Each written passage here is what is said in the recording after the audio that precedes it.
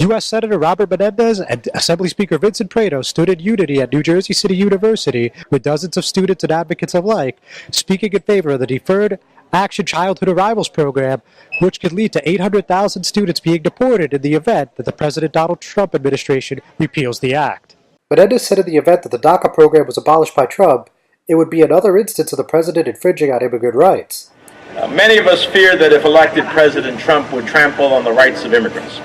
And now his administration is poised to end the Deferred Action for Childhood Arrival programs that we all know as DACA.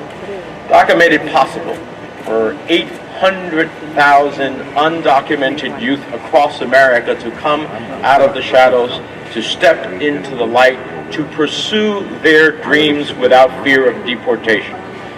These children were brought to America through no decision of their own. They know no other home. The only flag that they pledge allegiance to is that of the United States. The only national anthem they know is the Star-Spangled Banner.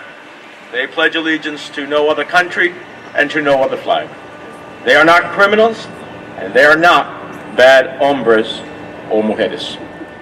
But ending DACA and stripping 800,000 young people, including over 22,000 right here in New Jersey, of their work permits, of their driver licenses, of their financial security, of their personal security, that's not heart, that's heartless. Ending this program creates a national emergency. It will shatter families, it will strike fear into our communities, and let's not forget that ending DACA would shrink New Jersey's economy by over $1.5 billion annually and reduce the U.S. economy by $460 billion over the next decade. Senior Senator, who goes on trial on a slew of corruption charges on September 6th, continued on for several more minutes, calling any future action against DACA stupid, cruel, and reckless. How stupid, how cruel, how reckless is a policy that puts hardened criminals and law-abiding students in the same bucket for deportation.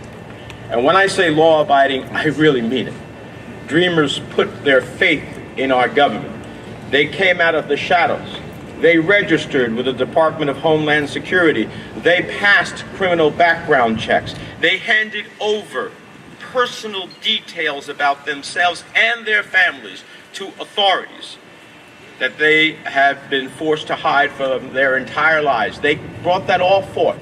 Erica Martinez, a 17-year-old youth leader at Make the Road, New Jersey, explained the positive impact DACA has had on her life. So I was born in El Salvador 17 years ago, and just after 2 years I was brought here to the United States. So while my younger sister and my younger brother are United States citizens, my mother, my older sister, and I are not. I became DACA eligible 2 years ago, and it was a moment where I felt recognized and I felt safe.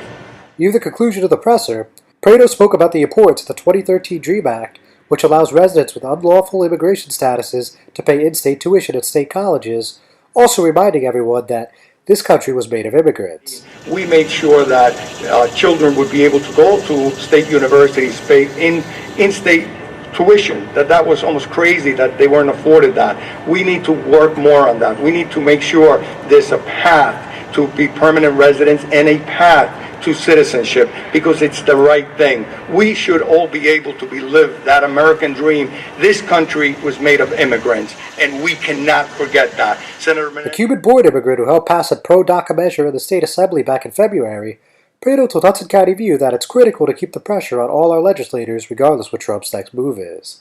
We need to keep the pressure on all our legislators, our federal legislators in the House of Representatives and the Senate, to make sure that they go and fight and let the president know that you cannot do this. They have a lot of leverage because things have to get done through the Senate and the House of Representatives. So I urge all of our residents in the state of New Jersey to reach out to at all levels, but especially at the federal level, to make sure that it's known how important this is. I'm John Heides with the Hudson County View, the eye of the community.